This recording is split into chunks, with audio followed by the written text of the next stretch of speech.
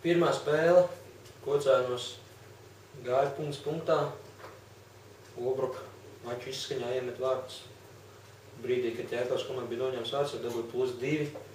Ķēkava gan nepadevās, viens vārds atspēlēt un izlīdzināt spēle neizdevās.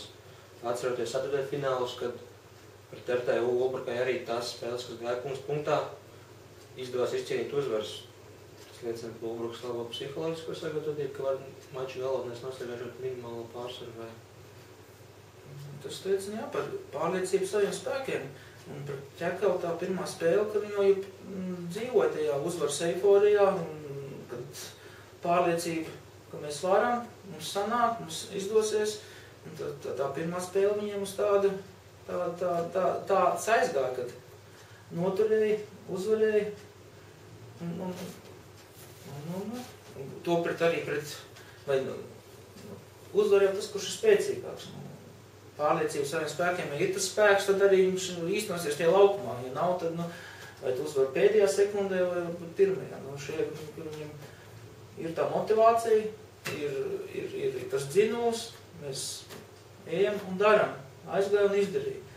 Varbūt Ķekava tieši pirmajā domāja, ka, kas tad Ubroka, tagad mēs jau nav RTU, tas nav RTU, tad mēs tagad, dabūja iekšā, zaudēja.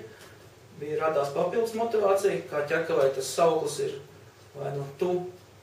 Viens par visu.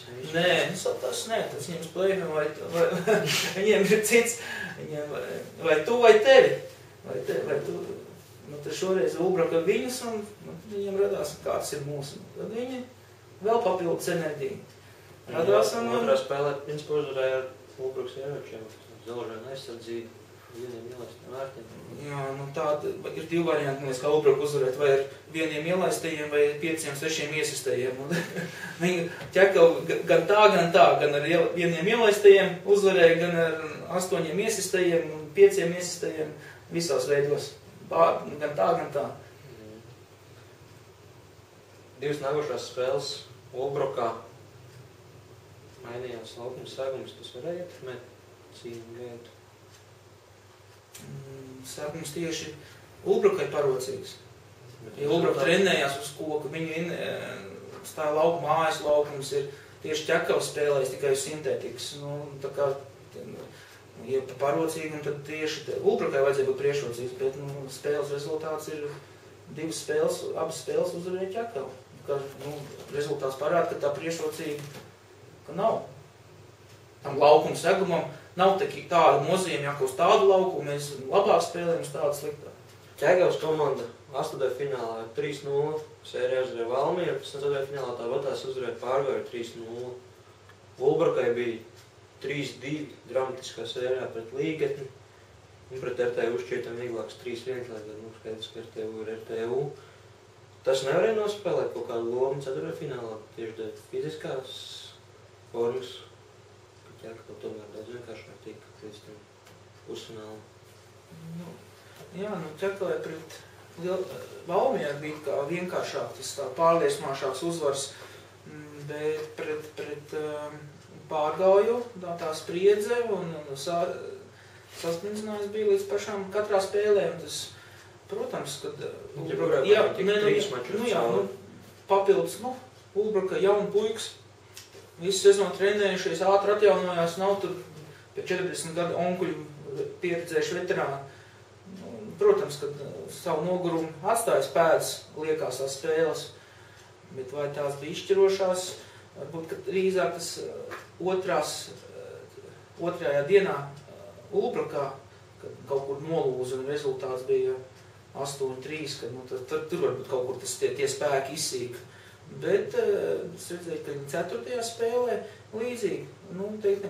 Tādas šķēles, kas pa laukumu skrien un panāk bezcerīgās bumbas un var noturēt. Es teiksim tā, negaidīju no viņa tādu spēli. Nebija tā sen redzējis, bet viņš tie laukumā izdakās par 150%.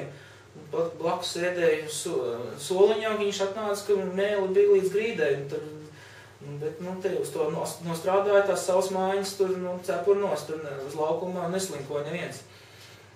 Varbūt, ka tieši tā, ka tie 4. spēlē, kad drusku tie spēki spēciņi varbūt arī pietrūka. Bet Ķekava savām 3 maiņām, 2, kuras ir ļoti izteikts, tādas tandēmas Dālē, Kūlovs un Brāļa Klēģeri, un centri Brigmans un Pēčs, to savu darbu paveic.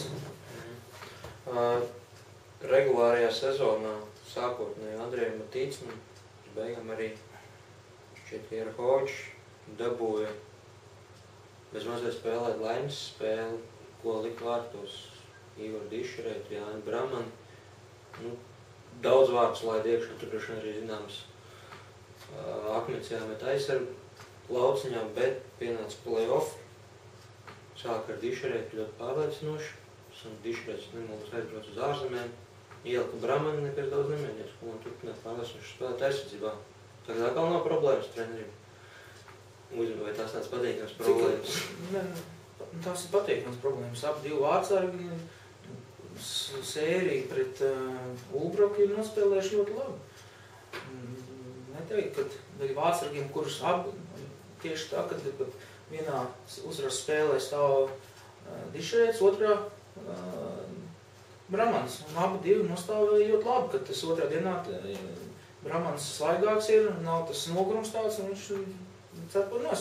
Tas tāds patīkams priekš treneru tāda izvēle.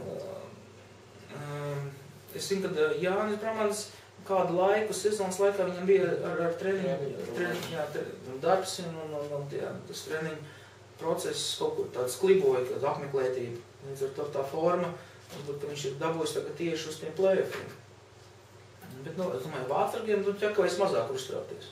Aizsargs arī stabili. Tāds bija mūsu redzējums par pusfinālu pāri Ulbruku Ķekava, kurā ar 3-1 uzvarēja Ķekava. Pēc daudz gadu pārtraukumu iekļūt Latvijas čempionāta finālā, kur tiksies vai Norla Lielvārdi vai ar Cēsu Laikrīgas.